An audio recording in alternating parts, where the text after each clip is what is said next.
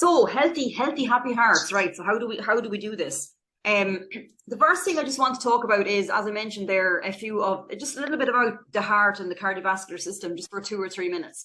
And like, you might hear terms like cardiovascular health or cardiovascular fitness or cardiovascular whatever. And just so that you know what it is, right? So obviously it's your heart that we're talking about. So you can see on the left-hand side, the heart is a lovely, complicated, beautifully complex organ. Obviously, it's very, very important. It beats, say mine 80 times a minute, every minute, all day, every day, and so on and so on. So it's just such a crucial organ, and we need to look after it. I'm going to, sorry now, guys, I can hear that there's cameras, or I'm just going to mute everyone. Sorry now, right? Okay. So we need to look after it. But it's also not just the heart, it's all of the vessels. So beside it, you can see a picture of blue and red, what looks like a network going from your head to your toes and all of your organs and everywhere in between. And these, of course, are all of your blood vessels. And the red ones would be arteries, the blue ones would be veins. So some of them will supply tissues with oxygen and nutrients and things like that. And then others will remove waste products, and they all have a function. So we need them all to work very, very well for us. So we have an extensive network everywhere. And this is what we're trying to look after ultimately. But so just for a couple of slides then on what can go wrong. So what can go wrong is this coronary heart disease, or it could be coronary artery disease. And the picture in the bottom corner of the slide there is basically like, it's like the inside of one of these blood vessels that I've just shown you, right?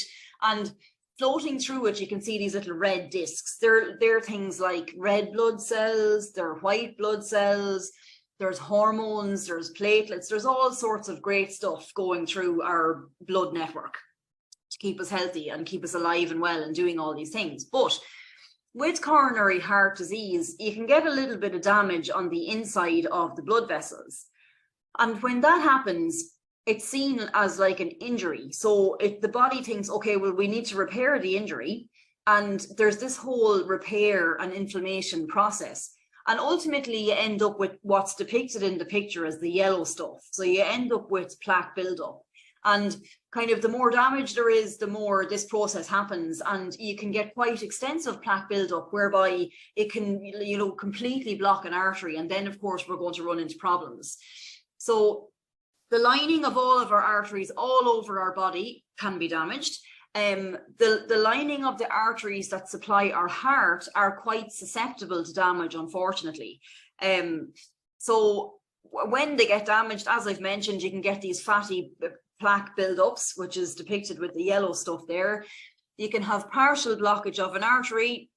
And if you get partial blockage, that means the blood can still go from A to B, but it's been really squeezed through a small space. And with that, you can get things like angina, if you've ever heard of that. So if someone goes to do something, a bit of exertion, like walking up the stairs, the blood flow is not sufficient to let them do that. So they get things like chest pain. So that's the angina could come from a partial blockage. But of course, if you get a full blockage, which you can see in the picture there, well, then the blood can't go from A to B. So you can't get oxygen and nutrients from A to B, and that's a full blockage, and that could be something like a heart attack. Okay, so we definitely want to avoid that. And of course, we're going to talk about how in the next few minutes. But so you can get these problems in your heart, but of course you can also get them in the blood vessels in your brain. And that's called cerebrovascular disease, because cerebral means brain, vascular means the little arteries and veins in that area. And you can get that blockage in your brain too, and that would be a stroke. Or in other parts of the body, particularly the lower leg, like the calf, you can get blockage, and that's called peripheral artery disease. And the kind of telltale sign of that one is that if I try to do something with a bit of exertion, like walking fast, and I start getting real bad pain in my calf, which is the back of your lower leg, or even in your thigh, kind of unexplained real bad pain, it could be that you need to have this looked at, because it could be that there's a bit of a problem getting enough blood and oxygen into your working muscles because of blockages. So just to know, it can happen anywhere, but if it was to happen other than the heart, it's usually the brain or usually the calf or the thigh. So they're kind of like the problem areas. So okay, so other things then that we need to pay attention to is our blood pressure. And I'm sure almost everybody, I hope, has had their blood pressure taken at some stage. So that's where you put the cuff on the arm, and you will feel a lot of pressure as the cuff inflates. And then, of course, it deflates. And without going into a big, long story, you get numbers. And you'll generally end up with a high number and a low number. So if you look at the picture there in the bottom right-hand side, you can see that this person's reading is 120/80, okay? And you're going to see in a minute that that's a beautiful reading, lovely, healthy reading, okay? So I'm going to get you familiar with knowing your numbers as well, so that you can take a bit of control over this. But anyway, back to blood pressure. You can also get plaque buildup, which causes high blood pressure. So the blood is trying to squeeze through a very small space because it's blocked. And that's what's raising the pressure in that area. But that causes another problem. So if you have blood trying to get through a real small space, this kind of stress of squeezing the blood through that space can cause more damage to the lining of the arteries. And it can just keep making the problem worse. That's called shear stress.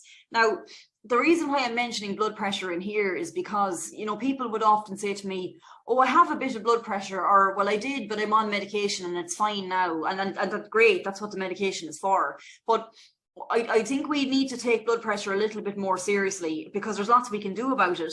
But it can really cause problems for cardiovascular disease. So we're going to talk about that as well in a sec. Okay, so what causes this plaque? All right, so there's two things. There's non-modifiable risk factors, meaning we can't do anything about it, okay? So age. As we get older, our blood vessels get kind of stiff and restricted, and that can be a contributing factor. Gender. Men up until kind of late 50s would have a higher prevalence than women, but unfortunately, once we hit menopause, our chance of cardiovascular issues goes through the roof because we lose estrogen. So we really need to women really need to pay attention to our heart health once we start entering menopause and during the whole transition and out the other side. And family history as well. So if you have a mom or dad who has had some type of a cardiovascular event, it doesn't mean you're going to get it at all. It just means that you're probably going to have to pay a lot of attention to your lifestyle, and just to make sure that you don't. But the things that we can do things about, right? Modifiable risk factors. The biggest thing that causes this plaque formation is smoking. It damages all of the lining of the vessels, and it causes this problem over time. I'm not going to go into a big lecture about anti-smoking. I'm just telling you that's, if you do smoke and you have issues with cholesterol and blood pressure and cardiovascular issues, you really need to look at it, because it's the biggest culprit in terms of creating this problem.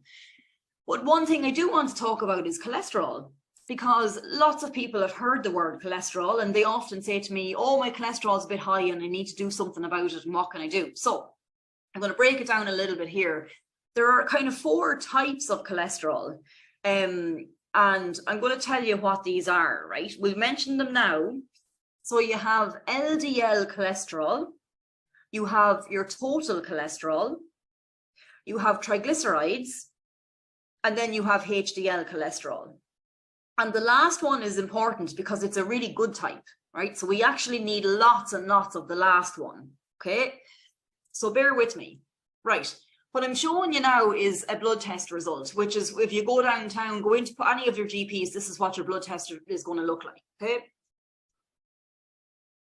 So I go in, I get a fasting test, so meaning I haven't eaten, and then they send it off to the labs and then it comes back, right? And I like to do this because often, you know, you'll ring your GP and they'll say, oh, everything's fine, and great, obviously we trust them, of course, great that it is. But if you have a little bit of understanding about the numbers, you can track your own over time and see how you're doing. So we're going to look at total cholesterol first, and I have that highlighted in a red box, right? And so what happens is you get your result on the left-hand side. So we'll pretend this is me, and my result is 4.8. And then on the right-hand side, if you look over, it'll show you the normal healthy range, which is between 3 and 5.2. So for me, we can see I'm right in the middle. That's fine. Great. I have good cholesterol. Okay. Now, if we look at the next one, your triglycerides, again, pretending this is me, my result is 1.2. But if I look over at the range, the healthy range is between 0.3 and 2.3. So I'm right in the middle. Lovely. Great.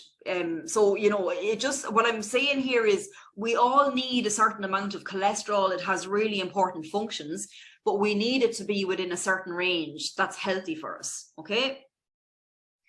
Now, the next one, your HDL cholesterol. Okay. This is the good one. So we want a lot of this. And for this person or me, it's 1.34, but it should be between 1.45 and 4. So in this case, my HDL is low, but this is the heart protecting one. So this is the one that helps to really keep us healthy. So it's actually low, and there's an asterisk there and it's highlighted in red. So we're going to talk in a second about the type of exercise that can get that up high again. Okay. So this is the only one you actually want high. And then the last one is your LDL, which is often termed the bad one. And in this case, it's 3.18. But I can see there that the healthy range is between 0 and 3. So I'm starting to climb into the unhealthy range, right? So it's not a total disaster here. We've a couple of things we want to address, but I just want to show you how it's read. And I also want to point out that there is a good type of cholesterol called HDL, and that none of them are bad unless they're in the real unhealthy ranges. Okay. So in terms of modifiable, what we want to do is we need to keep all of these 4 things in the normal healthy range. Moving on to blood pressure, obviously we want to keep that in the normal healthy range as well. So just in case you're not familiar with numbers, if you look at the green here, green is where the high number is 120 and the low number is 80. And it's exactly what was in the picture above when we took that person's blood pressure. So they're the kind of numbers you want. Once the high number goes into the 130s, 140s, 150s, you're going to be flagged. You're going to be flagged for, right, you probably need medication. And medication does wonderful things to reduce your blood pressure. And similarly, if the lower number starts to head up towards 85, 90, 95, you're going to get flagged as well, because we can't, it's potentially dangerous. So it needs to be medically managed. And that's perfect. That's what we want medications for. But we also want to try and address the problem for why it's rising. Okay. So this is a little bit of familiarity about knowing your numbers. And ideally around 120 over 80 is lovely, lovely for blood pressure. Okay. So these are all things that we can tackle. The next thing is blood sugars or diabetes. Diabetes and heart disease generally come hand in hand. Often if you have one, you'll eventually end up having the other. So for that reason, we need to keep an eye on our blood sugar levels. And again, going back to your blood test, the fancy name for blood sugar is glucose. So it'll be presented as fasting glucose. In this case, the number is 4.8, and then the healthy range is between 3.5 and 5.6. So I'm lovely. I'm right in the middle. Beautiful. Okay. So we don't really want that going up past the 5.6 into 6, into 7, into 8. That's going to start causing a bit of havoc for us, for our cardiovascular health. Okay. So this is why it's important to check these things, because you can't feel any of them. You can't feel the blood sugars creeping up. You can't feel the blood pressure creeping up. You can't feel the cholesterols creeping up. So my top tip here would be from the age of like 35 at least, every year you should be going in to get your bloods done. It literally takes 30 seconds. And have a look at those numbers, because there's plenty we can do about them. Okay, so right. So that's the blood sugars, right? Okay. So next, other things then that have a massive impact on your cardiovascular health are stress. Okay. Now we could do a full workshop on stress, and we often do. So keep an eye out if you want to join some of those. But ultimately, stress, like if I sit here and something happens and I become really, really stressed very quickly, but I'm still sitting in the chair, straight away my heart rate goes up, my breathing rate goes up, my blood pressure goes up, and everything goes up, right? All of the stress hormones go up, and my body effectively thinks like it's running, but it's not. I'm sitting in a chair, okay? That's a really healthy, good response if I am exercising. It's not great if it's constantly coming from stress.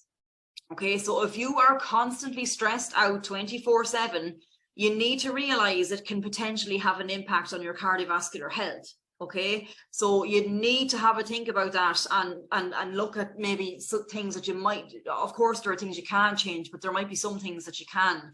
And if that's you, please just have a look out for some of our upcoming stress workshops, because we do kind of a very comprehensive thing on stress and what and kind of coping mechanisms and stuff.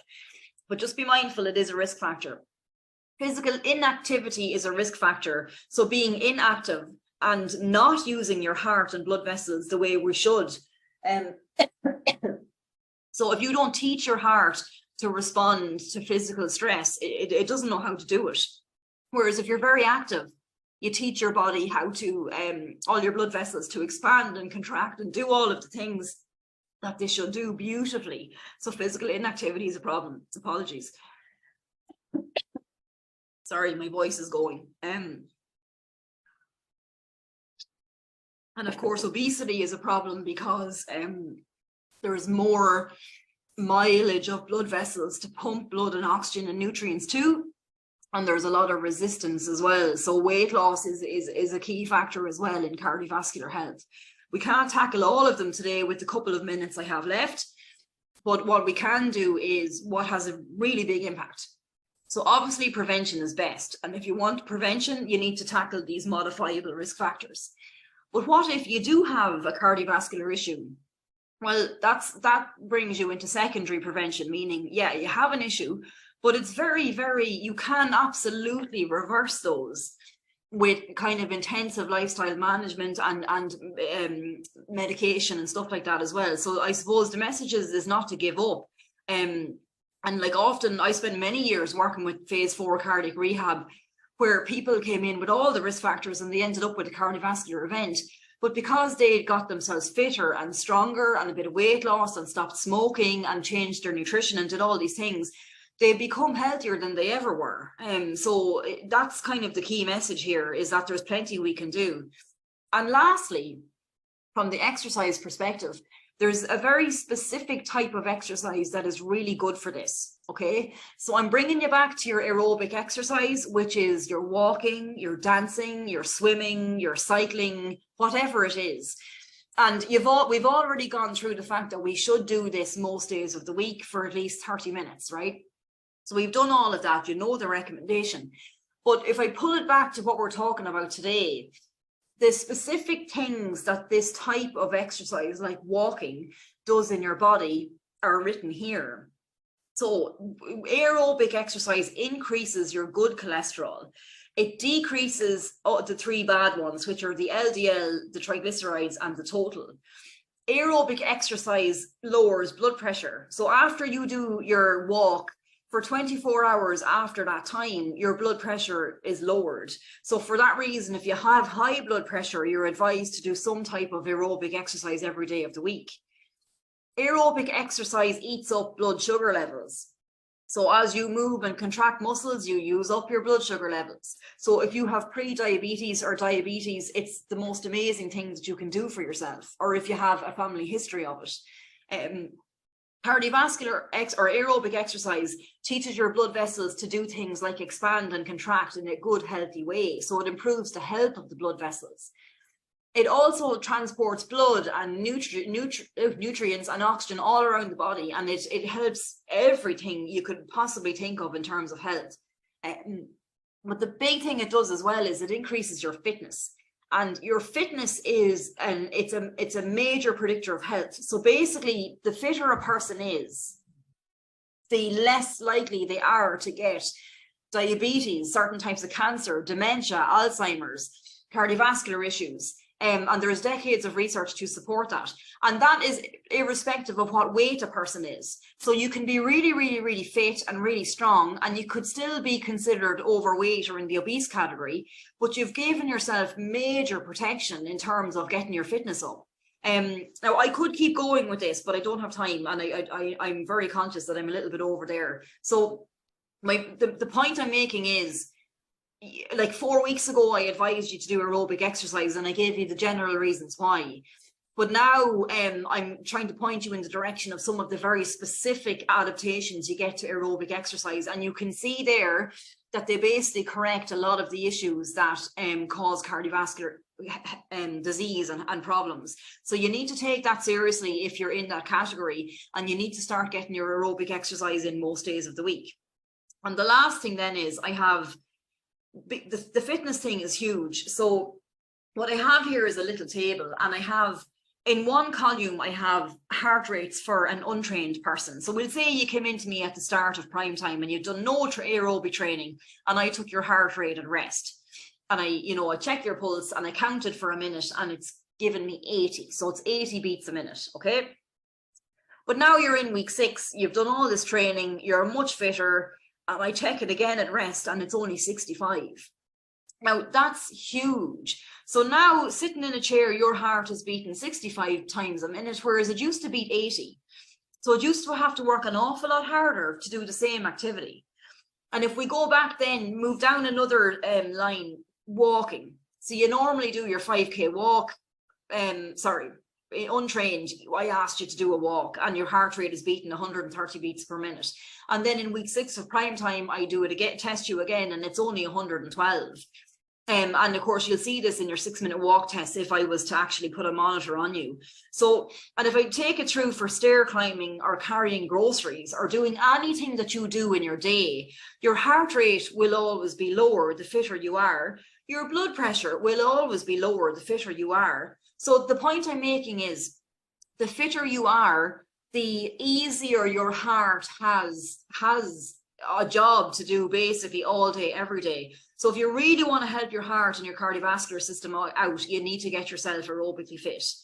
And that is about as much as I can do for today. We could do 5 hours on that, but please keep this snapshot in your brain. I cannot say how good aerobic exercise is for heart health enough.